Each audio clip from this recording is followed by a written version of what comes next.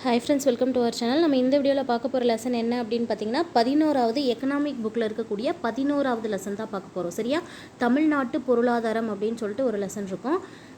இது வந்து பார்த்திங்கன்னா லைன் பை லைனாக பார்க்க வேண்டிய கொஷின்ஸு. சரிங்களா? ஒவ்வொரு லைனுமே கொஷினாக க்ரியேட் ஆகக்கூடிய லெசன் அப்படின்னு பார்த்தா அந்த மாதிரியான லெசன் வந்து ஒரு 5 to 7 லெசன்ஸ் இருக்கும் எக்கனாமிக்ஸில். அதில் ஒரு லெசன் இதுவும் தான். சரியா? ரொம்ப ரொம்ப முக்கியமானது. இந்த லெசனில் பார்த்திங்கன்னா நீங்கள் மினிமம் ஒரு 3 கொஷின்ஸ்லேருந்து மேக்ஸிமம் 5 கொஷின்ஸ் வரைக்கும் இந்த ஒரு லெசனை படிக்கிறதுனால உங்களால் வந்து அட்டென்ட் பண்ண முடியும். அந்த மாதிரி ஸோ மினிமம் 3 அல்லது 2 கொஷின்ஸ் வந்து கட்டாயமாக கேட்டுருவாங்க. ஸோ பார்த்துக்கோங்க. ஃபஸ்ட்டு பாருங்கள், இந்த பாக்ஸில் என்ன இருக்குது அப்படின்னா, உழைப்பின் இயல்பு சரியாக உணரப்பட்டு பயன்படுத்தப்பட்டால் உணவானது உடல் வளர உதவுவதைப் போல உழைப்பானது உயர்வான நிலையை வளர்த்திட உதவும் அப்படின்னு சொல்லிட்டு ஒரு சென்டென்ஸ் கொடுத்துருக்காங்க. இந்த சென்டென்ஸை சொன்னவங்க யார்? இந்த வரிகளை சொல்லியிருக்காங்க பாருங்கள். நம்மளுடைய உழைப்பை இயல்பாக சரியாக உணர்ந்து நம்ம அதை பயன்படுத்தினோங்கன்னா நாம் ஒரு நல்ல உயர்வான நிலைக்கு வளர முடியும் அப்படிங்கிற மாதிரி தான் இதோட மீனிங்கு. நடுவில் கொடுத்துருக்குற அந்த உணவானது உடல் வளர உதவுவதைப் போல அப்படிங்கிறது ஃபார் எக்ஸாம்பிள் அவங்களே சொல்கிறாங்க. உணவு சாப்பிட்றது வந்து நம்மளுடைய உடல் வளர்ச்சிக்கு எவ்வளவு முக்கியமோ அந்த மாதிரி உழைப்போடைய இயல்பை நம்ம சரியாய் உணர்ந்து பயன்படுத்தினால் உழைப்பு நமக்கு உயர்வான நிலையை தரும் அப்படிங்கிற மாதிரி சென்டென்ஸை சொன்னவங்க ஜேசி குமரப்பா அவர்கள். சரியா? இந்த சென்டென்ஸை கொடுத்துட்டு அதை யார் சொன்னாங்க அப்படின்னு கேள்வி கேட்கலாம் இல்லையா? அதனால் இதை படிச்சுக்கோங்க. அடுத்து பாருங்கள், அறிமுகத்தில் என்ன கொடுத்துருக்காங்க அப்படின்னு பார்த்திங்கன்னா, இந்தியாவில் உள்ள மாநிலங்களில் சமூக பொருளாதார நிலைகள் ஒரே மாதிரியானவை அல்ல. சரியா? இந்தியாவில் பல்வேறு மாநிலங்கள் இருக்குது. சரியா? இப்போ இருக்கிறது படி பார்த்திங்கன்னா 28 மாநிலங்களும் 8 யூனியன் பிரதேசங்களும் இருக்குது. இந்த மாநிலங்களில் ஒவ்வொரு மாநிலத்திலும் வெவ்வேறு வகையான சூழல்கள் இருக்கும். ஸோ எல்லா மாநிலங்கள்லேயும் சமூக பொருளாதார நிலை எப்படி இருக்கிறது கிடையாது, ஒரே மாதிரியானவை அல்ல. மண்டலங்களிடையே பெரிய வேறுபாடுகள் காணப்படுகின்றன. ஸோ ஒவ்வொரு மாநிலத்துக்கும் வேறுபாடு இருக்கா அப்படின்னா ஒவ்வொரு மண்டலங்களிடையே பெரிய பெரிய வேறுபாடுகள் வந்து இருக்குது அப்படின்னு சொல்கிறாங்க. அதை எப்படி பிரிக்கிறாங்கன்னு பாருங்கள். மேற்கு தெற்கு மண்டலங்கள் ஏனைய பகுதிகளை விட சிறப்பாக உள்ளன. ஸோ நம்ம எப்படி பிரிப்போம் அப்படின்னா கிழக்கு மேற்கு வடக்கு தெற்கு. சரியா? ஸோ இதில் பாருங்கள், எந்த 2 மண்டலங்கள் வந்து ஏனைய மண்டலங்களை விட சிறப்பாக இருக்குது அப்படின்னு பார்த்திங்கன்னா மேற்கு மற்றும் தெற்கு மண்டலங்கள். சரியா? மேற்கு பக்கத்தில் இருக்கக்கூடிய மண்டலங்களும் தெற்கு பக்கத்தில் இருக்கக்கூடிய மண்டலங்களும் ஏனைய மண்டலங்களை விட மிகவும் சிறப்பாக இருக்குது அப்படின்னு சொல்லியிருக்காங்க. நிலவியல் அமைப்பின்படி தமிழ்நாடு 11வது பெரிய மாநிலம். இந்தியாவை பொறுத்த வரைக்கும் பெரிய மாநிலங்கள் வரிசையில் தமிழ்நாட்டோட இடம் 11வது பெரிய மாநிலம். இது எப்படி ஞாபகம் வச்சுக்கலாம் அப்படின்னு பார்த்தீங்கன்னா, நாம் வந்து தமிழ்நாடு வந்து ஃபஸ்ட்டாக இருக்கணும்னு நினச்சிக்கோங்க. ஸோ ஒரு டைம் தான் ஃபஸ்ட்டாக இருக்கணும்னா எப்போவுமே ஃபஸ்ட்டாக இருக்கணும். அதுக்காக இன்னொரு 1 போட்டுக்கிற மாதிரி 11வது பெரிய மாநிலம் தமிழ்நாடு. மக்கள் தொகை அடிப்படையில் பார்க்கும்போது 3வது பெரிய மாநிலம். சரியா? மக்கள் தொகை அதிகமாக இருக்கக்கூடிய மாநிலங்கள் வரிசையில் தமிழ்நாட்டுடைய இடம் 3வது. இதில் நீங்கள் இந்த தமிழ் அப்படிங்கிறத மட்டும் ஞாபகம் வச்சு தமிழ்நாட்டோட இடம் 3 அப்படின்னு ஞாபகம் வச்சுக்கோங்க. இதில் 3 எழுத்து இருக்கு இல்லையா, அதை வச்சு சொல்கிறேன். தமிழ்நாடு பல்வேறு சாதனைகளுடன் சிறந்த பெரிய பொருளாதாரமாக உள்ளது. சரியா? தமிழ்நாடு வந்து ஒரு பெரிய பொருளாதாரமாக தான் இருக்குது. பல்வேறு சாதனைகள் இருக்குது. மொத்த உள்நாட்டு உற்பத்தி பங்களிப்பில் 2வது இடத்தில் உள்ளது. ஏன் வந்து ஒவ்வொரு லைனும் கொஷினாக க்ரியேட் ஆகும் அப்படின்னு சொன்னேன்னா, சென்டென்ஸை படிக்கும்போது உங்களுக்கே தெரிஞ்சிருக்கும் பாருங்கள். மொத்த உள்நாட்டு உற்பத்தியில் வந்து பங்களிக்கக்கூடிய மாநிலங்களில் தமிழ்நாட்டுடைய இடம் 2. இதை ஞாபகம் வச்சுக்கோங்க. அடுத்தது தலா வருமான முதலீடு, நேரடி வெளிநாட்டு முதலீடு, தொழில்துறை உற்பத்தி, இதில் 3வது இடம். ஸோ எதுலெல்லாம் 3வது இடம் அப்படின்னு பார்த்துக்கோங்க. தலா வருமானத்தில் 3வது இடம், நேரடி வெளிநாட்டு முதலீட்டில் 3வது இடம், தொழில்துறை உற்பத்தியிலையும் 3வது இடம். சரியா? இதை கேட்பாங்க எப்படின்னா, தலா வருமானத்தில் தமிழ்நாட்டோட இடம் எத்தனாவது அப்படின்னு சொல்லிட்டு ஆப்ஷனில் 3, 4, 2, 5 அந்த மாதிரி கொடுத்துருக்கலாம் இல்லையா? அதனால் தொழில் செய்ய உகந்த மாநிலங்களின் வரிசையிலும் உள்ளது. ஸோ தொழில் செய்ய உகந்த மாநிலங்கள் வரிசையிலும் தமிழ்நாடு இடம் பெற்றிருக்குன்னு சொல்கிறாங்க. சமூகத்துறையிலும் நலத்துறைகளிலும் ஏனைய மாநிலங்களை விட சிறப்பான நிலையில் உள்ளது. சமூக நலத்துறை இருக்கு இல்லையா, சமூகத்துறை மற்றும் நலத்துறை, இதில் மற்ற மாநிலங்களை காட்டிலும் மிகவும் சிறப்பான நிலையிலேயே தமிழ்நாடு உள்ளது. உடல் நலம், உயர்கல்வி, பச்சிளம் குழந்தை இறப்பு விகிதம், அதாவது IMR அப்படின்னு சொல்லுவோம். அது சரியா? இன்ஃபன்ட் மார்டாலிட்டி ரேட் அப்படின்னு சொல்லிட்டு, மகப்பேறு இறப்பு விகிதம் அப்படின்னு சொல்லிட்டு MMR அப்படின்னு சொல்லுவோம். இது எல்லாத்துலேயும் பார்த்திங்கன்னா தமிழ்நாட்டின் செயல்பாடு நம்ம இந்திய நாட்டோடைய சராசரியை விட அதிகமாகவே இருக்கும். எதுலெல்லாம் வந்து இந்திய நாட்டு சராசரி, அதாவது நம்ம நாட்டோடைய சராசரியை விட சிறப்பாக செயல்படுறது எதுலன்னு பார்த்திங்கன்னா, 1 உடல் நலம், அப்புறம் உயர்கல்வி, பச்சிளம் குழந்தைகள் இறப்பு விகிதம், மகப்பேறு இறப்பு விகிதம், இது எல்லாமே. சரியா? இதிலெல்லாம் நாட்டோடைய சராசரியை விட தமிழ்நாட்டில் வந்து செயல்பாடுகள் மிகவும் சிறப்பாக இருக்குது அப்படின்னு சொல்கிறாங்க. அடுத்த பேஜில் என்ன கொடுத்துருக்காங்கன்னு பாருங்கள். தமிழ்நாட்டுக்குன்னு சில சிறப்புகள் இருக்குது. என்னென்ன அப்படின்னு சொல்லிட்டு ஒவ்வொரு பாயிண்ட்டாக பார்ப்போம். இது ஒவ்வொரு பாயிண்ட்டுமே ஒரு கேள்வியாக க்ரியேட் ஆகும். ஸோ வீடியோவை வந்து ஸ்கிப் பண்ணாமல் கடைசி வரைக்கும் பாருங்கள். ஸோ இந்த ஒரு 1 hour வந்து நீங்கள் எக்கனாமிக்காக ஸ்பெண்ட் பண்ணும்போது உங்களுக்கு ஒரு 2 கொஷின்ஸ் உங்களால் சரியாக அட்டன் பண்ண முடியும் அப்படிங்கிறது உங்களுக்கு கட் ஆஃப்லேயே வந்து ஒரு கொஷின்லலாம் வந்து வேலையே விட்டுறவங்க எத்தனையோ பேர் இருக்காங்க. ஸோ வீடியோ வந்து லாஸ்ட் வரைக்கும் ஸ்கிப் பண்ணாமல் பாருங்கள். தமிழ்நாட்டுடைய சிறப்பில் ஃபஸ்ட்டு என்ன கொடுத்துருக்காங்கன்னு பார்த்திங்கன்னா 2005ஆம் ஆண்டிலிருந்து இந்திய மாநிலங்களில் தமிழ்நாட்டின் வளர்ச்சி விரைவாக உள்ளது. ஸோ எந்த ஆண்டிலிருந்து இந்திய மாநிலங்களில் தமிழ்நாட்டுடைய வளர்ச்சி மிகவும் விரைவாக இருக்குது அப்படின்னு கேட்டாங்கன்னா 2005. தமிழ்நாடு வறுமை ஒழிப்பு செயல்பாடுகளில் மற்ற மாநிலங்களை விட சிறப்பாக உள்ளது. ஸோ எதில் வந்து மற்ற மாநிலங்களை விட சிறப்பாக உள்ளது அப்படின்னு கேட்கும்போது வறுமை ஒழிப்பு செயல்பாடுகளில் மற்ற மாநிலங்களை விட சிறப்பாக உள்ளது. அடுத்து பாருங்கள், இந்திய அளவில் ஏழைகளின் எண்ணிக்கையை ஒப்பிடுகையில் ஏழை மக்களின் எண்ணிக்கை மற்ற மாநிலங்களோட மிக குறைவாக உள்ளது. ஸோ இந்தியாவில் இருக்கக்கூடிய இந்த 28 மாநிலங்களில் எந்த மாநிலத்தில் ஏழைகளுடைய எண்ணிக்கை வந்து மிகவும் குறைவாக இருக்குது அப்படின்னு பார்க்கும்போது மற்ற மாநிலங்களோட ஒப்பிட்டு பார்க்கும்போது தமிழ்நாட்டில் குறைவாக இருக்குது. யாருடைய இது? ஏழை மக்களின் எண்ணிக்கை. ஸோ நீங்கள் வந்து புக் இருந்ததுன்னா நீங்கள் என்ன பண்ணணும் அப்படின்னா இந்த ஏழை மக்களின் எண்ணிக்கை அப்படின்னு எடுத்துக்கிட்டு மிக குறைவு அப்படிங்கிறது இந்த 2 சென்டென்ஸை மட்டும் நீங்கள் அண்டர்லைன் பண்ணி வச்சுக்கிட்டு நெக்ஸ்ட் டைம் படிக்கும்போது இந்த ஏழை மக்கள் ப்ளஸ் மிக குறைவு அப்படின்னு படிச்சிங்கன்னா ஆட்டோமேட்டிக்காக உங்கள் மைண்டில் வந்து அந்த கீ பாயிண்ட் வந்து கிளிக் ஆகிடும். இந்தியாவின் மொத்த உள்நாட்டு உற்பத்தியில் தமிழகத்தின் பங்களிப்பு 2வது இடம். ஸோ முன்னவே பார்த்தோம், இந்தியாவை பொறுத்த வரைக்கும் மொத்த உள்நாட்டு உற்பத்தியில் தமிழகம் எத்தனாவது இடம்? 2வது இடம். சரியா? இதில் நாம் மொத்த உள்நாட்டு உற்பத்தின்னு எடுத்துக்கிட்டு 2 அப்படின்னு போடணும். மனித வளர்ச்சி குறியீட்டில் 3வது இடம். சரியா? மனித வளர்ச்சி குறியீட்டில் எத்தனாவது இடம்? 3வது இடம். மூலதன முதலீட்டிலும் மொத்த தொழில்துறை உற்பத்தியிலும் 3வது இடம். சரியா? மூலதன முதலீட்டில் எவ்வளோ வந்து முதலீடு செய்திருக்காங்கன்னு பார்த்தீங்கன்னா 2.92 லட்சம் கோடி. அதே மாதிரி மொத்த தொழில்துறை உற்பத்தியில் 6.19 லட்சம் கோடி. இந்த அளவோடு சேர்த்து எப்படி இருக்காங்க அப்படின்னா 3வது இடத்துல இருக்காங்க.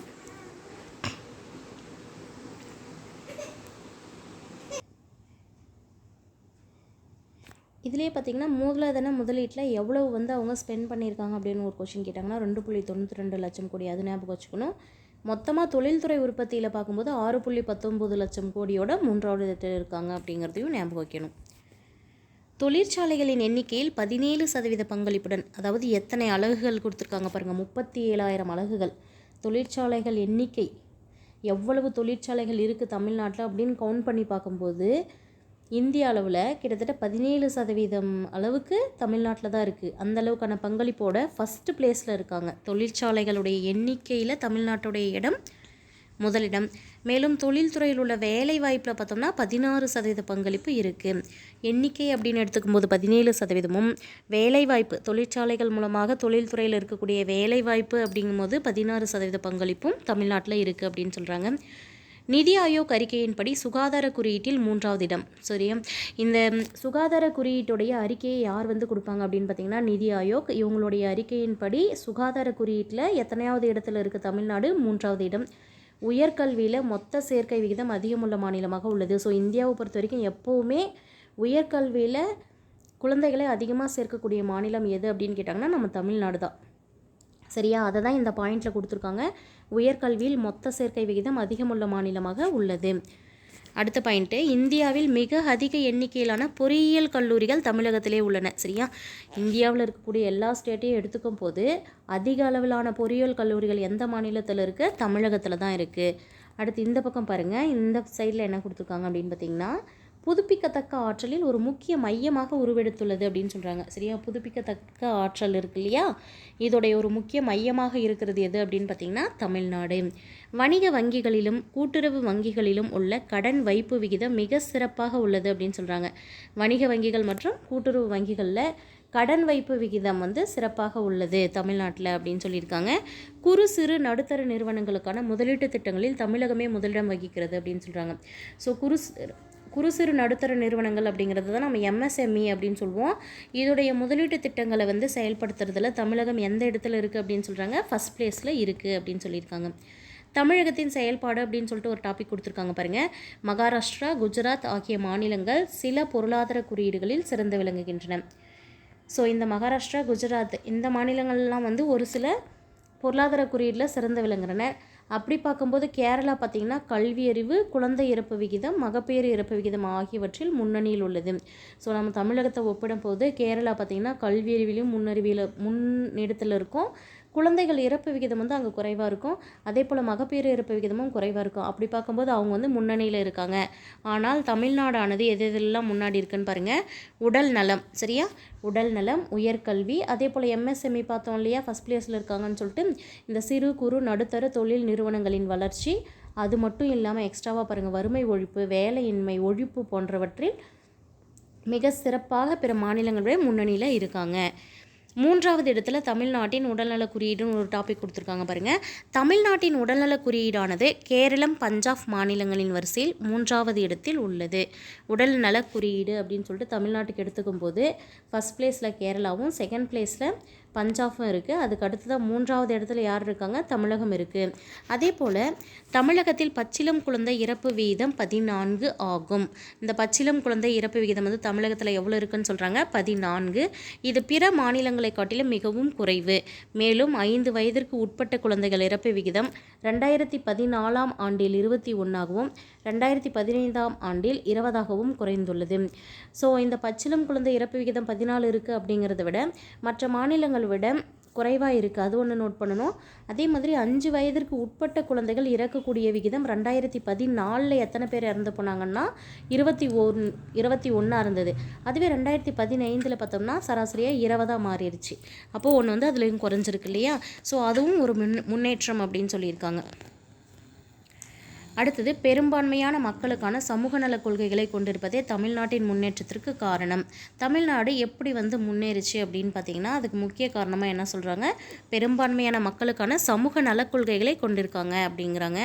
எடுத்துக்காட்டு பார்க்கும்போது பெரும்பான்மை மக்களுக்கு பரவலாக்கப்பட்டுள்ள பொது வழங்கல் திட்டம், சரியா. பொது வழங்கல் திட்டம் அப்படின்னா நம்ம வந்து ரேஷன் அரிசி அப்படின்னு சொல்லிட்டு நம்மலாம் வாங்குகிறோம்ல, ரேஷன் அரிசி, பருப்பு, அந்த மாதிரி நியாய விலைக் கடைகளில் வழங்கக்கூடிய பொருட்கள் தான் பொது வழங்கல் திட்டம். மதிய உணவு திட்டம், பொது உடல்நல கட்டமைப்பு ஆகியவற்றின் மூலமாக நலத்தை மேம்படுத்துவதை இங்கு குறிப்பிடலாம் அப்படின்னு சொல்லியிருக்காங்க. அடுத்தது இயற்கை வளங்களை பற்றி கொடுத்துருக்காங்க இந்த டாப்பிக்கில். ஃபஸ்ட்டு பார்க்க போகிறது தமிழ்நாட்டுடைய நீர்வளம் பற்றி. பிற மாநிலங்களை ஒப்பிடும் போது தமிழ்நாட்டின் இயற்கை வளம் குறைவாகும். ஸோ தமிழ்நாட்டில் இயற்கை வளம் மற்ற மாநிலங்களை விட குறைவாக இருக்குது அப்படின்னு சொல்லியிருக்காங்க. இந்திய மாநிலங்களிடையில் மக்கள் தொகையில் 6 விழுக்காடாக இருந்த போதிலும் நீர்வளம் வெறும் 3 விழுக்காடு.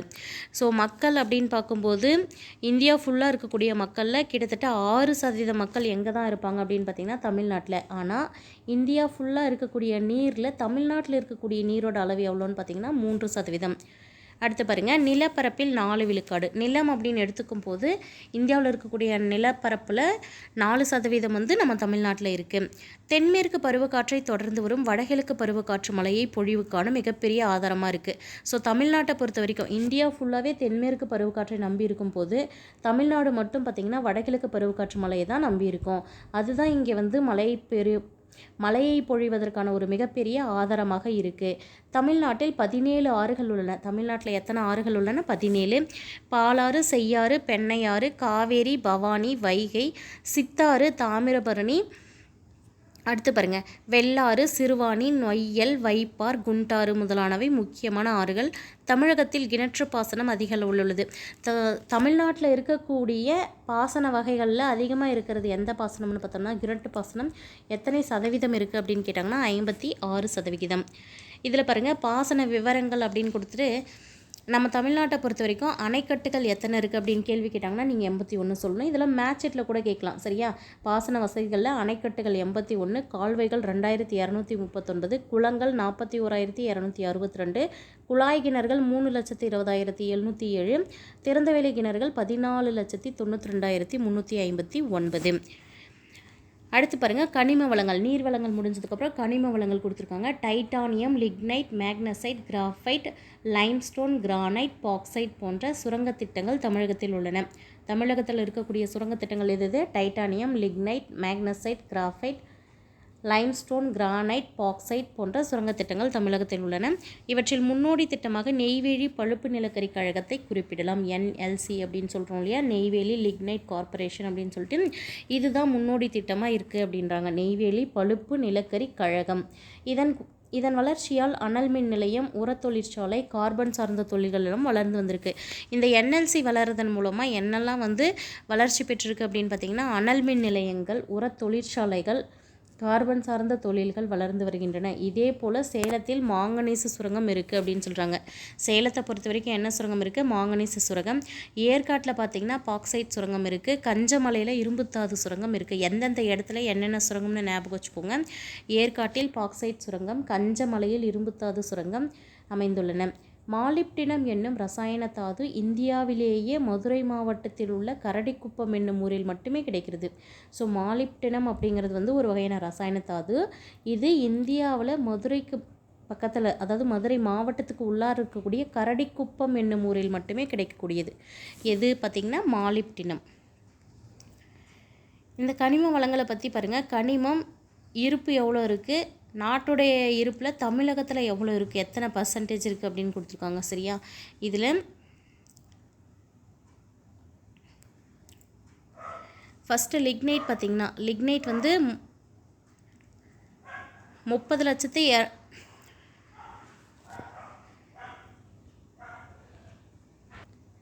ஃபஸ்ட்டு பாருங்கள், லிக்னைட் இருக்கு இல்லையா, லிக்னைட் இருப்பு டன்களில் சொல்லியிருக்காங்க. எவ்வளோ அப்படின்னு பார்த்திங்கன்னா 3,02,75,000 அத்தனை டன்கள் இருக்குது. அது வந்து 87% பங்களிப்பு அப்படின்னு அர்த்தம். வெர்மிகுலோய்ட் அப்படிங்கிறது வந்து 2 கோடி டன்கள் 66%. கார்னெட் அப்படிங்கிறதுக்கு 2,30,00,000 42%. அடுத்தது ஜேர்கான் பாருங்கள் 8 கோடி. சரியா? ஜேர்கானுங்கிறது 8 கோடி டன்கள் 38%. கிராஃபைட் அப்படிங்கிறது 2 கோடி டன்கள் 33%. லெமனைட் அப்படிங்கிறது வந்து 98 கோடி, மொத்தமாக 98 கோடி, அது 28%. அடுத்தது ரூட்டைல் அப்படிங்கிறது வந்து 5 கோடி, அது 27%. நெக்ஸ்ட் இருக்கக்கூடியது மோனசைட்டு. மோனசைட் வந்து கிட்டத்தட்ட 2 கோடி டன்கள் 25%. மேக்னசைட் அப்படிங்கிறது வந்து 73 கோடி டன்கள் 17% அப்படின்னு கொடுத்துருக்காங்க. இதில் மக்கள் தொகையை தமிழ்நாட்டை பொறுத்த வரைக்கும் மக்கள் தொகை அப்படின்னு எடுத்துக்கிட்டோம்னா 2011ஆம் ஆண்டு மக்கள் தொகை கணக்கெடுப்பின்படி இந்தியாவில் உள்ள 121 கோடி மக்கள் தொகையில் 7.21 கோடி மக்கள் தொகையும் தமிழ்நாடு சரியா 6வது பிளேஸில் இருந்தது. 2011 சென்சஸ் எடுக்கும் போது மக்கள் தொகை கணக்கெடுக்கும் போது இந்தியாவில் வந்து மொத்தம் 121 கோடி மக்கள் வாழ்ந்தனர். அதில் 7.21 கோடி மக்கள் தொகையோட தமிழ்நாடு எத்தனாவது இடத்துல இருந்தது அப்படின்னு பார்த்திங்கன்னா 6வது பிளேஸ். மக்கள் தொகை அடிப்படையில் தமிழகத்தினிடம் இந்தியாவில் எத்தனாவது? 6வது இடத்தில் இருந்தது. ஐக்கிய நாடுகள் அறிக்கையின்படி தனித்த தேசிய இனமாக இயங்கக்கூடிய நாடுகளின் மக்கள் தொகையை விட தமிழ்நாட்டின் மக்கள் தொகை கூடுதலாக உள்ளது அப்படின்னு சொல்கிறாங்க. இதில் ஒவ்வொரு மாநிலத்திலும் மக்கள் தொகை எத்தனை கோடி இருந்தாங்க அப்படின்னு சொல்லி கொடுத்துருக்காங்க பாருங்கள். தமிழ்நாடு அப்படிங்கிறது வந்து 7.2 கோடி. இது ஒரு ஸ்டேட் சரியா. மற்ற நாடுகளோடு ஒப்பிட்டிருக்காங்க. இங்கிலாந்து 6.5 கோடி, ஃப்ரான்ஸ் 6.5 கோடி, இத்தாலி 5.9 கோடி, தென்னாப்பிரிக்கா அப்படிங்கிறது 5.6 கோடி, ஸ்பெயின் அப்படிங்கிறது 4.7 கோடி, இலங்கை அப்படிங்கிறது 2.1 கோடி. பாருங்கள், அடுத்தது மக்கள் அடர்த்தி பற்றி கொடுத்துருக்காங்க. மக்கள் தொகை அடர்த்தியானது 1 சதுர கிலோமீட்டருக்கு 2001ஆம் ஆண்டில் 480ஆகவும் 2011ஆம் ஆண்டில் 555ஆகவும் உள்ளது. எது அப்படின்னு பார்த்திங்கன்னா மக்கள் தொகை அடர்த்தி. மக்கள் தொகை அடர்த்தி அப்படிங்கிறது வந்து 1 சதுர கிலோமீட்டரில் எத்தனை மக்கள் வந்து பரவி இருக்காங்க அப்படிங்கிறது தான் ரீசனு. ஸோ 2001ஆம் ஆண்டை பொறுத்த வரைக்கும் 480ஆக இருந்தது. 2011 எவ்வளோவா மாறிடுச்சு? 555ஆக மாறிடுச்சு. இந்திய மாநிலங்களில் மக்கள் தொகை அடர்த்தியில் தமிழ்நாடு எத்தனாவது பிளேஸில் இருக்குது அப்படின்னு கேட்டாங்கன்னா 12வது இடத்தில் உள்ளது. மக்கள் தொகை அடர்த்தியில் நாட்டுடைய சராசரி 382. ஸோ தமிழ்நாடு பார்க்கும்போது 12வது இடத்துல இருக்குது மக்கள் தொகை. அதே போல் நாட்டுடைய சராசரின்னு பார்க்கும்போது 382 தான் இருக்குது. அடுத்தது நகரமயமாதல் அப்படின்னு ஒரு டாபிக் கொடுத்துருக்காங்க பாருங்கள். இந்திய அளவில் நகரமயமாதலின் சராசரி அளவு 31.5% உள்ளது. இந்தியாவை பொறுத்த வரைக்கும் நகரமயமாதல் எத்தனை சதவீதமாக இருந்திருக்கு? சராசரியாக 31.5%. ஆனால் தமிழகத்தில் பார்த்தோம்னா 48.4. இந்தியா அப்படிங்கிறது வந்து 31.5%, தமிழ்நாடு அப்படின்னு எடுத்துக்கும் 48.4% இருக்குது அப்படின்னு சொல்லியிருக்காங்க. சரியா? இந்திய அளவில் மொத்த மக்கள் தொகையில் 6 விழுக்காட்டை கொண்டுள்ளது. இந்திய நகர மக்கள் தொகையில் தமிழக நகர மக்கள் தொகை மட்டும் 9.61% ஆகும். அடுத்து பாலின விகிதம்னு கொடுத்துருக்காங்க. பாலின விகிதம் எப்படி கண்டுபிடிப்போம் அப்படின்னு பார்த்தீங்கன்னா 1000 ஆண்களுக்கான பெண்களின் எண்ணிக்கை தான் பாலின விகிதம்னு சொல்லுவோம். சமச்சீர் பாலின விகிதம் என்பது பெண்கள் வாழ்வியல் மேம்பாடு அடைந்திருப்பதை குறிக்கிறது அப்படிங்கிறாங்க. சமச்சீர் பாலின விகிதம் எதை குறிக்கிறது? பெண்கள் வாழ்வியல் மேம்பாடு அடைந்திருப்பதை குறிக்கிறது. தமிழ்நாட்டில் பாலின விகிதம் எவ்வளோ இருக்குது அப்படின்னு பார்த்தீங்கன்னா 995. பிற மாநிலங்களோடு ஒப்பிடும்போது இந்திய அளவில் இந்த விகிதம் எப்படி இருக்குது அப்படின்னு பார்த்தீங்கன்னா மிக அதிகமாக இருக்குது. பாலின விகிதத்தில் கேரளம், புதுச்சேரி யூனியன் பிரதேசத்திற்கு அடுத்து தமிழ்நாடு 3வது இடத்தில் உள்ளது. ஸோ இங்கேயுமே பார்த்திங்கன்னா பாலின விகிதத்தை பொறுத்த வரைக்கும் கேரளா ஃபஸ்ட் பிளேஸ்லேயும் புதுச்சேரி வந்து செகண்ட் பிளேஸ்லேயும், அதுக்கு அடுத்தபடி தான் தமிழ்நாடு வந்து 3வது இடத்துல இருக்குது அப்படின்னு சொல்லியிருக்காங்க. சரியா? நெக்ஸ்ட்டு பாருங்கள், அட்டவணை கொடுத்துருக்காங்க. இப்போது ஐஎம்ஆர் அப்படின்னு சொல்லிட்டு இன்ஃபேன்ட் மெர்டாலிட்டி ரேட் அப்படின்னு சொல்கிறோம் இல்லையா, அது தமிழ்நாட்டில் 17ஆகவும் இந்திய அளவில் 34ஆகவும் இருக்குது. எம்எம்ஆர் அப்படிங்கிறது தமிழ்நாட்டில் 79, இந்தியாவை பொறுத்த வரைக்கும் 159. வாழ்நாள் எதிர்பார்ப்பு, அதாவது மொத்த ஆண்கள் மற்றும் பெண்கள் இருக்காங்க இல்லையா, அவங்களுக்கு பார்க்கும்போது 70.6% மற்றும் 68.6% அப்படின்னு கொடுத்துருக்காங்க. சரியா? 70.6% வந்து காமனாக, அதில் ஆண்களுக்கு அப்படிங்கும்போது 68.6%, பெண்களுக்கு 72.7%. இதே மாதிரி பாருங்கள் 67.9%. இந்தியாவை பொறுத்த வரைக்கும் எத்தனை சதவீதம் இருக்குது அப்படின்னு சொல்கிறாங்க? 67.9%. அதுவே இந்திய அளவில் ஆண்களுக்கு 66.4%, பெண்களுக்கு 69.6%ஆகவும் இருக்குது.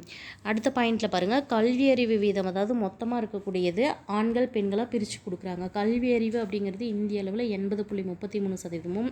தமிழ்நாட்டை பொறுத்த வரைக்கும் பாருங்கள், தமிழ்நாட்டை பொறுத்த வரைக்கும் 80.33%, இந்தியாவை பொறுத்த வரைக்கும் 74.04%. சரியா?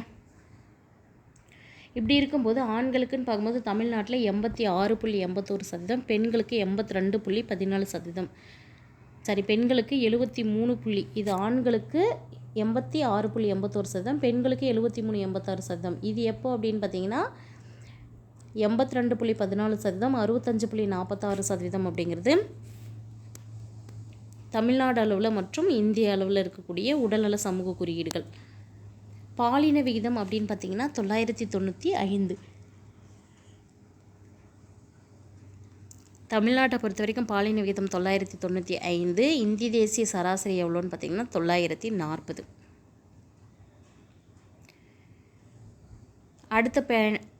அடுத்து இங்கே 11.54 இருக்கு இல்லையா, அதை பாருங்கள்.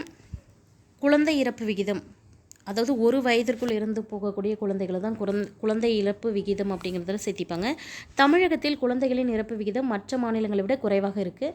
நிதி ஆயோக் அறிக்கையின்படி 2016ஆம் ஆண்டில் தமிழ்நாட்டின் குழந்தை இறப்பு விகிதம் 17. நிதி ஆயோக் சொன்ன அறிக்கையின்படி 2016 எத்தனை குழந்தைகள் இறந்து போயிருக்காங்க? 17 குழந்தைகள். சரியா? இது நாட்டோடைய சராசரியில் கிட்டத்தட்ட பாதி அப்படின்னு சொல்கிறாங்க. நாட்டோடைய சராசரி எவ்வளோ அப்படின்னு பார்த்திங்கன்னா 34, அதில் பாதி அளவு எவ்வளோ? 17. அடுத்தது பாருங்கள், மகப்பேறு இறப்பு விகிதம் அப்படின்னா எம்எம்ஆர், அதாவது 1,00,000 மகப்பேறு நடக்குது அப்படின்னா அதில் எத்தனை பேர் இறந்து போகிறாங்க அப்படிங்கிறது தான் மகப்பேறு இறப்பு விகிதம். நிதி ஆயோக் தான் இதுக்கும் அறிக்கை அளிப்பாங்க. சரியா? நிதி ஆயோக் அறிக்கையின்படி மகப்பேறு காலத்தில் தாயின் இறப்பு விகிதத்தை கட்டுப்படுத்துவதில் இந்திய அளவில் பார்த்திங்கன்னா தமிழ்நாடு 79 எண்ணிக்கையுடன் 3வது இடத்துல இருக்குது. இதில் பார்த்திங்கன்னா தேசிய சராசரியாக இருந்த 159 சரிபாதி அளவு அப்படின்னு சொல்கிறாங்க. மகப்பேறு இறப்பு விகிதத்தில் கேரளம் 61 முதலிடமும் மகாராஷ்டிரா 67ஆகவும் 2ஆம் இடத்தில் உள்ளன. சரியா? மகப்பேறு இறப்பு விகிதத்தில் கேரளா 61 முதலிடத்திலும் மகாராஷ்டிரா 67ஆக கொண்டு 2ஆம் இடத்திலும் இருக்குது. நெக்ஸ்ட் பாருங்கள், வாழ்நாள் எதிர்பார்ப்பு காலம், அதாவது சராசரியாக ஒருவரின் எதிர்பார்க்கப்படும் வாழ்நாள் அளவு ஆயுட்காலம் அப்படின்னு சொல்லுவோம். வளர்ந்த நாடுகளோடு ஒப்பிடும்போது இந்திய மக்களின் சராசரி ஆயுட்காலம் குறைவு. இந்தியாவின் சராசரி ஆயுட்காலம் எவ்வளோ அப்படின்னு பார்த்தீங்கன்னா 67.9 ஆண்டுகள். ஆணாக இருந்தால் 66.4 ஆண்டுகள், பெண்ணாக இருந்தால் 69.6 ஆண்டுகள். சரியா? ஆனால் தமிழ்நாட்டு மக்களுடைய ஆயுட்காலம் அப்படிங்கும்போது 70.6 ஆண்டுகளாக இருக்குது அப்படின்னு சொல்லியிருக்காங்க. சரியா? தமிழ்நாட்டு மக்களில் அவங்களுடைய ஆயுட்காலம் எவ்வளோ? 70.6 ஆண்டுகள். அடுத்தது எழுத்தறிவு நிலை. தமிழ்நாட்டுடைய எழுத்தறிவு நிலை அப்படின்னு பார்க்கும்போது தமிழ்நாட்டின் எழுத்தறிவு மற்ற இந்திய மாநிலங்களோடு ஒப்பிடும்போது முன்னேறிய நிலையில் தான் இருக்குது. மொத்த மாநில உள்நாட்டு உற்பத்தி அப்படிங்கிறத ஜிஎஸ்டிபி அப்படின்னு சொல்லுவோம். மொத்த உள்நாட்டு உற்பத்தியை போன்றதே மாநில உள்நாட்டு உற்பத்தி ஆகும். மொத்த மாநில உள்நாட்டு உற்பத்தி என்பது ஒரு மாநிலத்தின் ஓராண்டில் உற்பத்தி செய்யப்படும் பண்டங்கள் மற்றும் பணிகளின் மொத்த பண மதிப்பு அப்படிங்கிறாங்க. சரியா? ஒரு ஆண்டில். சரியா? உள்நாட்டு உற்பத்தி அப்படிங்கிறது ஒரு மாநிலத்தோட ஓராண்டில் உற்பத்தி செய்யக்கூடிய பண்டங்கள் மற்றும் பணிகளின் மொத்த மதிப்பு. தமிழ்நாடு பொருளாதார புள்ளியியல் இயக்கத்தின் ஆய்வின்படி நம் மாநில மொத்த உள்நாட்டு உற்பத்தியானது 2016-17 நிதியாண்டில் 207.8 பில்லியன் டாலராக இருந்தது. நம் மாநில மொத்த உள்நாட்டு உற்பத்தியானது உலக அளவில் குவைத் நாட்டின் மொத்த உள்நாட்டு உற்பத்திக்கு சமமாகவும், வாங்கும் சக்தியின் அடிப்படையில் ஐக்கிய அரபு எமிரேட் நாடுகளின் மொத்த உள்நாட்டு உற்பத்திக்கு சமமாகவும் உள்ளது அப்படின்னு சொல்லியிருக்காங்க. சரியா, நம் மாநிலத்துடைய மொத்த உள்நாட்டு உற்பத்தி எதை பேஸ் பண்ணியிருக்கோம் அப்படின்னு பார்த்தீங்கன்னா, உலக அளவில் குவைத் நாட்டில் மொத்த உள்நாட்டு உற்பத்திக்கு சமமாக இருக்கும். குவைத் நாட்டுடைய மொத்த உள்நாட்டு உற்பத்திக்கு சமமாக இருக்கும். வாங்கும் சக்தியின் அடிப்படையில் பார்த்திங்கன்னா ஐக்கிய அரபு எமிரேட் நாடுகளின் மொத்த உள்நாட்டு உற்பத்திக்கும் சமமாக இருக்கும் அப்படின்னு சொல்கிறாங்க. அடுத்து இந்த பாக்ஸில் பாருங்கள், மாநிலம் அல்லது தேசம் அப்படின்னு கொடுத்துட்டு மொத்த உள்நாட்டு உற்பத்தி கொடுத்துருக்காங்க. இங்கே தமிழ்நாடு, ஈராக்கு, நியூசிலாந்து, இலங்கை அப்படின்னு கொடுத்துட்டு இந்த பக்கம் எத்தனை % அப்படின்னு கொடுத்துருக்காங்க. சரியா, துறை வாரியாக பங்களிப்பு அப்படின்னு பார்க்கும்போது தமிழ்நாட்டில் மாநில மொத்த உள்நாட்டு உற்பத்தியில் பணிகளின் துறை 63.7%. சரியா, தமிழ்நாட்டில் மாநிலத்தின் மொத்த உள்நாட்டு உற்பத்தியில் பணிகள் துறையானது 63.70% பங்களிப்புடன் முதலிடத்திலும், தொழில்துறை அதாவது 28.5% பங்களிப்புடன் 2ஆம் இடத்திலும் உள்ளது. அடுத்து பாருங்கள், வேலைவாய்ப்பு பொறுத்த மட்டில் வேளாண்மை முக்கியமான பங்கு வகித்தாலும் மாநில உள்நாட்டு உற்பத்தியில் அதனுடைய பங்களிப்பானது 7.76% குறைந்துள்ளது. பணிகள் துறை, தொழில்துறை ஆகிய நேரடியாக வேகமாக வளர்கின்றன. இந்திய அளவிலும் தமிழ்நாட்டு அளவிலும் வேளாண்மை பெரும்பாலானோருக்கு வேலைவாய்ப்பு உணவும் வழங்குகிறது. ஆனால் குறைந்த வேகத்திலேயே அதன் வளர்ச்சி உள்ளது. இந்த நிலையில் நீடித்த நிலையான வளர்ச்சிக்கான வாய்ப்புகள் குறைவாக உள்ளது. அடுத்தது தனி மனிதர் வருமானம் அப்படின்னு சொல்லிட்டு ஒரு டாபிக் கொடுத்துருக்காங்க. தமிழ்நாட்டில் தனிநபர் வருமானம் $2,200 இந்தியாவில் உள்ள பல மாநிலங்களை காட்டிலும் உயர்வாக உள்ளது அப்படின்னு சொல்லியிருக்காங்க. ஸோ தமிழ்நாட்டின் தனிமனிதர் வருமானம் அப்படிங்கிறது $2,200 இந்தியாவில் பல மாநிலங்களை காட்டிலும் உயர்வாக தான் இருக்குது. இது ஒரு முக்கியமான கொஷின், ஆல்ரெடி கேட்ட கொஷினு கூட. 2019 நடந்த குரூப் 4 எக்ஸாமில் ஜிஎஸ்ல கூட கேட்டிருந்தாங்க. சரிங்களா, $2,200. தமிழ்நாட்டின் தலா வருமானம் 2018 உள்ள புள்ளி விவரப்படி இந்திய சராசரி அளவை விட 1.75 மடங்கு அதிகமாக இருக்குது. இந்தியாவில் இருக்கக்கூடியவங்களுடைய தலா வருமானம் வச்சு சராசரி போடுவோம் இல்லையா, அதை விட 1.75 மடங்கு அதிகமாக தமிழ்நாட்டுக்கு இருக்குது. அதே போல் பல நாடுகளுடன் ஒப்பிடும்போது அந்நாடுகளை விட அதிகமாகவும் உள்ளது. ரூபாயின் அடிப்படையில் 2010-11 தமிழ்நாட்டின் தலா வருமானம் 1,03,600 இருந்தது. ஸோ ரூபாயில் நாம் அதை பார்த்தோம்னா 2010-11 தமிழ்நாட்டில் தலா வருமானம் எவ்வளோ இருந்தது, 1,03,600. அதுவே 2017-18 பார்த்திங்கன்னா 1,88,492 அதிகரித்துள்ளது. இது மாதிரி தான் எந்த மாநிலத்துக்கு எவ்வளவு தனிநபர் வருமானம் அப்படின்னு சொல்லிட்டு டாலரில் கொடுத்துருக்காங்க. சரியா, இதில் தமிழ்நாட்டுக்கு பார்த்திங்கன்னா 2,200, இந்தியாவை பொறுத்த வரைக்கும் 1,670, நைஜீரியா 2,175, நிகாகுவா அப்படிங்கிறது 2,151, பாகிஸ்தான் 1,443, வங்காளதேசம் 1,358, ஜிம்பாப்வே பார்த்திங்கன்னா $1,029 வாங்கியிருக்காங்க. அதுவே நேபாளம் பார்த்திங்கன்னா $729. அடுத்து பாருங்கள், இந்த சைடில் என்ன இருக்குது அப்படின்னு சொல்லிட்டு ஒரு அட்டவணை மாதிரி கொடுத்துருக்காங்க.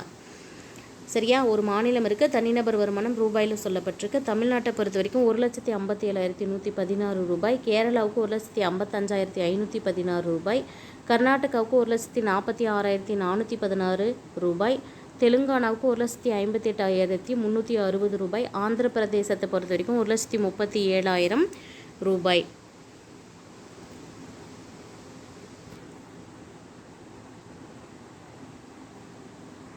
அடுத்ததாக இருக்கக்கூடிய டாபிக் என்ன அப்படின்னு பார்த்திங்கன்னா வேளாண்மை. வரலாற்று அடிப்படையில் தமிழகம் ஒரு வேளாண்மை மாநிலம் தான். ஸோ வரலாற்று காலத்திலேருந்தே பார்க்கும்போது தமிழகம் ஒரு வேளாண்மை மாநிலம். தற்போது தமிழகத்தில் 7 வேளாண் காலநிலை மண்டலங்கள் உள்ளன. ஸோ இப்போ எத்தனை வேளாண் காலநிலை மண்டலங்கள் இருக்குது அப்படின்னு பார்த்திங்கன்னா 7. இங்கு பல்வேறு வகையான நவீன வளம் இருப்பதால், சரியா, பல்வேறு வகையான வளங்கள் இருப்பதால் பழங்கள், காய்கறிகள், மசாலா பொருட்கள், தோட்ட பயிர்கள், மலர்கள், மருத்துவ தாவரங்கள் முதலானவை பயிரிட ஏதுவாக உள்ளது அப்படின்னு சொல்கிறாங்க. தமிழகம் தேசிய உதிரி பூக்கள் உற்பத்தியில், சரியா, தமிழகத்தை பொறுத்த வரைக்கும் தேசிய அளவில் உதிரி பூக்கள் உற்பத்தியில் முதலிடம் பிடிக்கும் மாநிலம் எது அப்படின்னு கமெண்ட் பண்ணுங்கள். நம்ம தமிழ்நாடு பார்த்திங்கன்னா 3ஆம் இடத்துல இருக்குது. தமிழகத்தில் வேளாண்மையானது மிக அதிக அளவில் ஆற்று நீரையும் பருவமழையையும் நம்பியுள்ளது.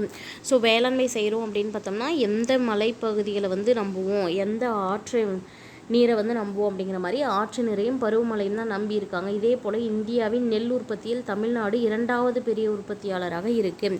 மேற்கு வங்கத்திற்கு அடுத்ததுன்னு சொல்லும்போது மேற்கு வங்கம் தான் ஃபஸ்ட்டாக இருக்குது அப்படிங்கிறத நம்ம ஞாபகம் வச்சுக்கலாம்.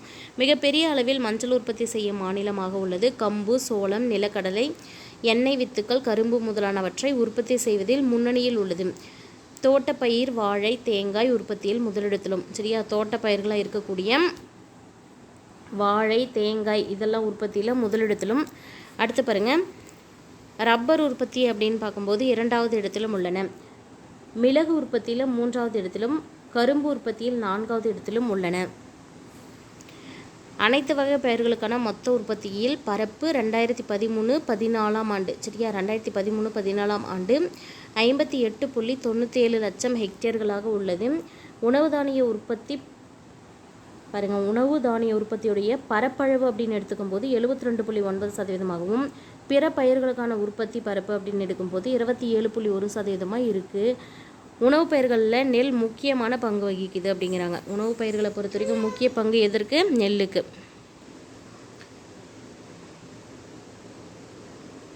ஸோ நெக்ஸ்ட் என்ன இருக்குது அப்படின்னு பார்த்தீங்கன்னா உணவு தானிய உற்பத்தி அப்படின்னு சொல்லிட்டு ஒரு சின்ன டாபிக் கொடுத்துருக்காங்க. உணவு தானிய உற்பத்தியில் நெல் வந்து பார்த்திங்கன்னா 79.46 லட்சம் அளவுக்கு, அந்த டன் அளவுக்கு உற்பத்தியோட தமிழ்நாடு தான் முதலிடத்தில் இருக்குது. நெல் உற்பத்தியில் எந்த மாநிலம் முதலிடத்தில் இருக்குது? தமிழ்நாடு.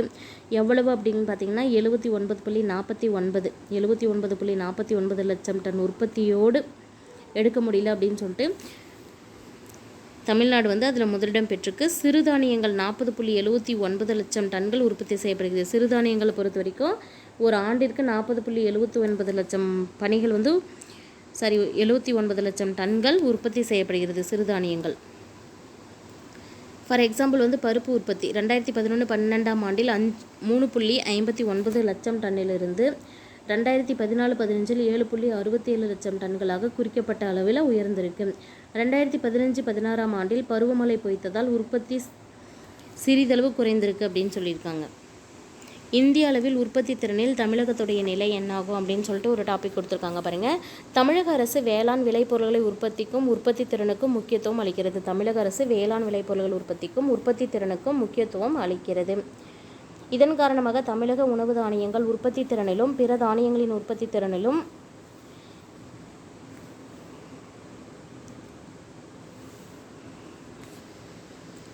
லாபமாக தான் இருக்குது. மக்காச்சோளம், கம்பு, நிலக்கடலை, எண்ணெய் வித்துக்கள், பருத்தி ஆகியவற்றின் உற்பத்தியில் முதலிடத்தில் இருக்குது. தமிழ்நாடு பாருங்கள் எது எதெல்லாம் ஃபஸ்ட் பிளேஸ் அப்படின்னு பார்த்தீங்கன்னா மக்காச்சோளம், கம்பு, நிலக்கடலை, எண்ணெய் வித்துக்கள், பருத்தி ஆகியவற்றை உண்பதிலும் முதலிடத்தில் இருக்குது. தேங்காய், நெய் ஆகியவற்றில் 2வது இடத்திலும், கரும்பு, சூரியன், சோளம் இவற்றிலெல்லாம் வந்து 3வது இடத்திலும் இருக்குது.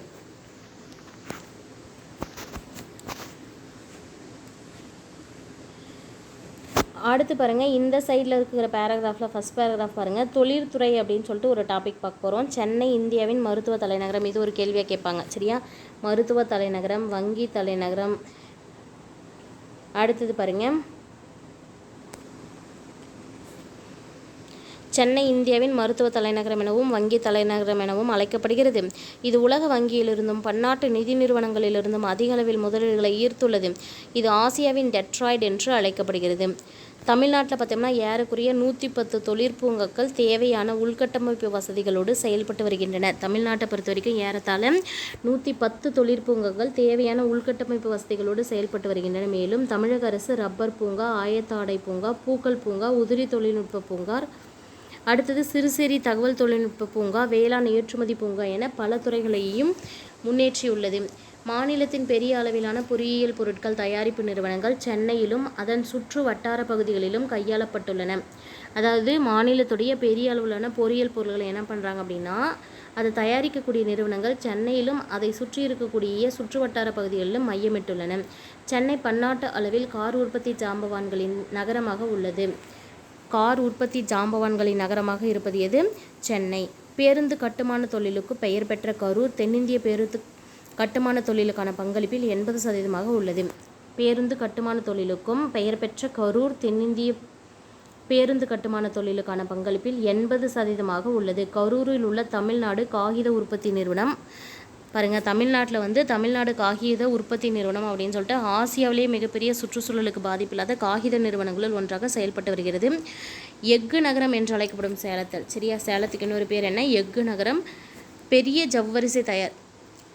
அளவில் ஜவ்வரிசி தயாரிப்பு நிறுவனங்கள் வந்து சேலத்தில் அதிகமாக இருக்குது. கனிம செல்வங்களும் இருக்குது.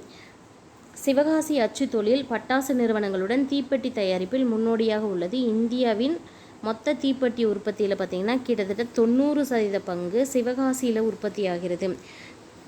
அடுத்து பாருங்கள், தமிழகத்தின் நுழைவு வாயில் தூத்துக்குடி. இதுவுமே ஒரு கொஷினாக கேட்டிருக்காங்க ஆல்ரெடி. தமிழகத்தின் நுழைவு வாயில் இது தூத்துக்குடி. சென்னைக்கு அடுத்தபடியாக வேதிப்பொருட்கள் உற்பத்தியில் 2வது இடத்துல இருக்குது. சென்னை தான் ஃபஸ்ட் பிளேஸில் இருக்குது. சென்னைக்கு அடுத்தது வேதிப்பொருட்கள் உற்பத்தியில் என்ன பண்ணியிருக்கு அப்படின்னா 2வது இடத்துல இருக்குது.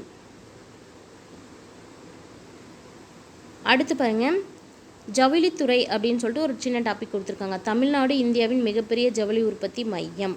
ஸோ இந்தியாவுடைய மிகப்பெரிய ஜவுளி உற்பத்தி மையம்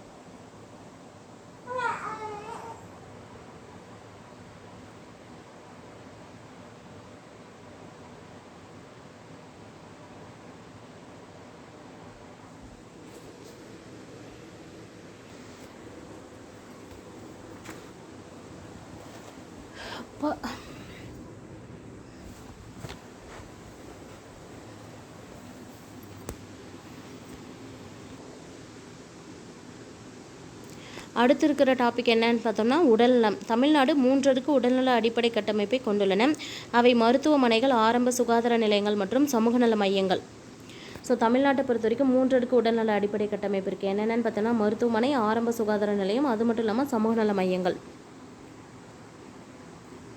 இதில் மார்ச் 2015ஆம் ஆண்டில் தமிழகத்தில் 34 மாவட்ட மருத்துவமனைகளும் 229 துணை மருத்துவமனைகளும் 1254 ஆரம்ப சுகாதார நிலையங்களும் 7555 துணை நிலையங்களும் 313 சமூக நல மையங்களும் உள்ளன. ஸோ மார்ச் 2015 கணக்கெடுக்கும்போது தமிழகத்தில் எவ்வளோ இருக்குது, 34 மாவட்ட மருத்துவமனைகள், 229 துணை மருத்துவமனைகள், 1254 ஆரம்ப சுகாதார நிலையங்களும், 7555 துணை நிலையங்களும், 313 சமூக நல மையங்களும் உள்ளன அப்படின்னு சொல்லியிருக்காங்க. எது எத்தனைன்னு ஞாபகம் வச்சுக்கோங்க. இதை வந்து மேட்சில் கொஷின் கேட்குறதுக்கும் வாய்ப்பு இருக்குது. அடுத்து தொலைத்தொடர்பு அப்படின்னு பார்க்கும்போது இந்தியாவில் இணையத்தின் பயன்பாட்டில் மகாராஷ்டிரா மாநிலம் முதலிடத்தில் உள்ளது. இணையத்தை பயன்படுத்துறதுல இந்தியாவில் ஃபஸ்ட் பிளேஸ் எது அப்படின்னு பார்த்தீங்கன்னா மகாராஷ்டிரா மாநிலம். அம்மாநிலத்தில் 29.47 மில்லியன் இணைய சேவைகள் வந்து பயன்பாட்டில் இருக்குது. அத்தனை அளவுக்கு இணைய பயன்பாட்டாளர்கள் இருக்காங்க. இதனைத் தொடர்ந்து தமிழ்நாடு, ஆந்திரா, கர்நாடகா ஆகிய மாநிலங்கள் உள்ளன. மார்ச் 2016ஆம் ஆண்டு அரசு புள்ளி விவரப்படி இந்தியாவில் மொத்தம் 342.65 மில்லியன் இணையதள சந்தாதாரர்கள் இருக்காங்க. தமிழ்நாட்டில் அப்படின்னு எடுத்துக்கும்போது 28.1 மில்லியன் மக்கள் அந்தளவுக்கு. அடுத்து மட்டும் இல்லாமல் அண்டை மாநிலங்களான ஆந்திராவில் 24.87 மில்லியனும், கர்நாடகாவில் பார்த்திங்கன்னா 22.63 மில்லியன் சந்தாதாரர்களும் இருக்காங்க. போக்குவரத்து அப்படின்னு எடுத்துக்கும்போது தமிழ்நாடு மிகச்சிறந்த மேம்படுத்தப்பட்ட போக்குவரத்து வசதி கொண்டது. அதன் மூலமாக நாட்டின் அனைத்து பகுதிகளையும் இணைக்கிறது. நாட்டில் உள்ள நகரங்கள், கிராமப்புறங்கள், வேளாண், அங்காடி பகுதிகளை இணைக்கக்கூடிய தரமான விரிவுபடுத்தப்பட்ட சாலை போக்குவரத்தை கொண்டுள்ளது. மாநில முதலீட்டிற்கு மிக முக்கியமான பங்கு வகிக்கிறது. அடுத்து சாலை வசதிகள் அப்படின்னு சொல்லிட்டு டாபிக் பாருங்கள். மாநிலத்தில் 28 தேசிய நெடுஞ்சாலைகள் 5036 கிலோமீட்டர் தொலைவினை இணைக்கின்றன. தமிழ்நாட்டின் மொத்த சாலை நீளம் 1,67,000 கிலோமீட்டர். இதில் 60,628 கிலோமீட்டர் தொலைவு தேசிய நெடுஞ்சாலை துறையால் பராமரிக்கப்படுகிறது. பொதுத்துறை, தனியார் துறை பங்களிப்பின் மூலமாக 20% திட்டங்கள் செயல்படுத்தப்பட்டு வருகின்றன. சாலை போக்குவரத்தில் நாட்டிலேயே தமிழ்நாடு 2வது இடத்தில் உள்ளது. இது முக்கியமான கேள்வி, சரியா? சாலை போக்குவரத்தில் தமிழ்நாட்டோட இடம் எது அப்படின்னு பார்த்தோம்னா 2ஆம் இடம். அடுத்து ரயில் போக்குவரத்து, இருப்பு பாதை அப்படின்னு சொல்லுவோம். தமிழ்நாடு நன்கு மேம்படுத்தப்பட்ட இருப்பு பாதை அமைப்பை கொண்டுள்ளது. சென்னையை தலைமையிடமாக கொண்டு செயல்படும் தென்னக ரயில்வே தென்னக ரயில்வே பாரு சென்னையை தலைமையிடமாய் கொண்டு செயல்படும். தமிழ்நாடு, கேரளா, புதுச்சேரி, கர்நாடகா, அது மட்டும் இல்லாமல் ஆந்திராவின் சில பகுதிகளை உள்ளடக்கியுள்ளது. தமிழ்நாட்டில் உள்ள இருப்பு பாதையின் பாருங்கள், தமிழ்நாட்டில் உள்ள இருப்பு பாதையின் மொத்த நீளம் பார்த்திங்கன்னா 6693 கிலோமீட்டர் ஆகும். இதில் 690 ரயில் நிலையங்கள் அமைந்துள்ளன. இதன் மூலமாக இந்தியாவின் முக்கிய நகரங்கள் இணைக்கின்றன. சென்னை, கோயம்புத்தூர், ஈரோடு, மதுரை, சேலம், திருச்சி, திருநெல்வேலி ஆகியவை முக்கியமான தொடர்வண்டி நிலையங்கள். சென்னையில் மேம்படுத்தப்பட்ட அதிவிரைவு மெட்ரோ ரயில் போக்குவரத்து தொடங்குவதற்கான பணி மே 2017 முதல் ஆரம்பிக்கப்பட்டுள்ளது. அதுவே வான்வழி போக்குவரத்து அப்படின்னு எடுத்துக்கிட்டோம்னா தமிழ்நாட்டில் 4 முக்கியமான பன்னாட்டு விமான நிலையங்கள் உள்ளன. மும்பை, டில்லி அடுத்தபடியாக இந்தியாவின் 3வது பெரிய பன்னாட்டு விமான நிலையம் சென்னை சிறந்து விளங்குகிறது. கோயம்புத்தூர், மதுரை, திருச்சி ஆகிய மாவட்டங்களிலும் பன்னாட்டு விமான நிலையங்கள் உள்ளன. தூத்துக்குடி, சேலம், மதுரை ஆகிய இடங்களில் உள்ள உள்நாட்டு விமான நிலையங்கள் நாட்டின் பல்வேறு பகுதிகளோடு இணைக்கப்பட்டுள்ளன. துறைமுகங்கள் பாருங்கள், சென்னை, எண்ணூர், தூத்துக்குடி ஆகியவை தமிழ்நாட்டின் மிகப்பெரிய துறைமுகங்கள். தமிழ்நாட்டில் இருக்கக்கூடிய மிகவும் பெரிய துறைமுகங்கள் 3 எது அப்படின்னு பார்த்தீங்கன்னா சென்னை, எண்ணூர், தூத்துக்குடி தான். நாகப்பட்டினம் நடுத்தரமான ஒரு துறைமுகம். மேலும் 23 சிறிய துறைமுகங்களும் இருக்குது அப்படின்னு சொல்லியிருக்காங்க. அது என்னென்ன அப்படின்னு பார்க்கும்போது அவையெல்லாம் தற்போது ஆண்டுதோறும் 73 மில்லியன் மெட்ரிக் டன் சரக்குகளை கையாளக்கூடிய திறன் கொண்டவை. இந்திய அளவில் பார்த்தோம்னா 24%. அனைத்து சிறிய துறைமுகங்களும் தமிழ்நாடு கடல்சார் மையத்தால் நிர்வகிக்கப்படுகின்றன. ஸோ இந்தியாவில் இருக்கக்கூடிய எல்லா சிறிய துறைமுகங்களையும் நிர்வகம் செய்வது யார் அப்படின்னு பார்த்தீங்கன்னா தமிழ்நாடு கடல்சார் மையம். சென்னை துறைமுகம் கொள்கலன்களை கையாளும் திறன் கொண்ட இந்தியாவின் 2வது முக்கியமான செயற்கை துறைமுகம். இந்தியாவில் இருக்கக்கூடிய முக்கியமான செயற்கை துறைமுகத்தில் 2வது இடத்துல இருக்கக்கூடியது சென்னை துறைமுகம். இது 4 லட்சம் வாகனங்களை கையாளக்கூடிய முனையமாக இருக்குது. அது மட்டும் இல்லாமல் நிலக்கரி, கனிம பொருள் போக்குவரத்துகளையும் கையாள்கிறது. சுற்றுலா அப்படின்னு சொல்லிட்டு கொடுத்துருக்காங்க பாருங்கள். முற்காலத்திலிருந்தே தமிழ்நாடு ஒரு சிறந்த சுற்றுலா மையமாக திகழ்கிறது. அண்மை காலங்களில் நமது மாநிலம் உள்ளூர், வெளிநாட்டு சுற்றுலா பயணிகளின் முதன்மை புகலிடமாக விளங்குகிறது. தமிழ்நாடு அரசு மேற்பார்வையில் இயங்கும் தமிழ்நாடு சுற்றுலா மேம்பாட்டுத்துறை தமிழ்நாட்டின் சுற்றுலாவை மேம்படுத்துகிறது. இந்திய மாநிலங்களில் பார்த்தோம்னா 25 கோடி சுற்றுலா பயணிகளோட 2013 தமிழ்நாடு ஃபஸ்ட் பிளேஸில் இருந்திருக்கு. அதை தான் இங்கே கொடுத்துருக்காங்க, முதலிடம் பெற்றுள்ளது. இந்த துறையுடைய ஆண்டு சராசரி வளர்ச்சி அப்படின்னு பார்க்கும்போது 16 விழுக்காடாக இருக்கும். ஏறக்குறைய 28 லட்சம் வெளிநாட்டு பயணிகளும் 11 கோடி உள்நாட்டு பயணிகளும் தமிழகத்திற்கு வருகை புரிகின்றனர் அப்படின்னு கொடுத்துருக்காங்க. சரியா?